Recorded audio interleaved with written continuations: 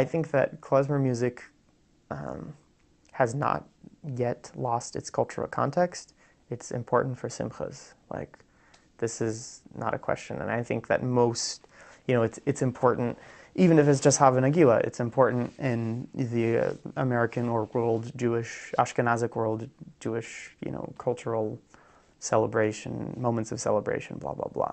So I don't think that klezmer, I think that's one part of being a klezmer. So you actually have a social function. You are not playing music that's art music. You're not playing, I mean, it's part of it, but you're not, like, you have a function. You play for dancing.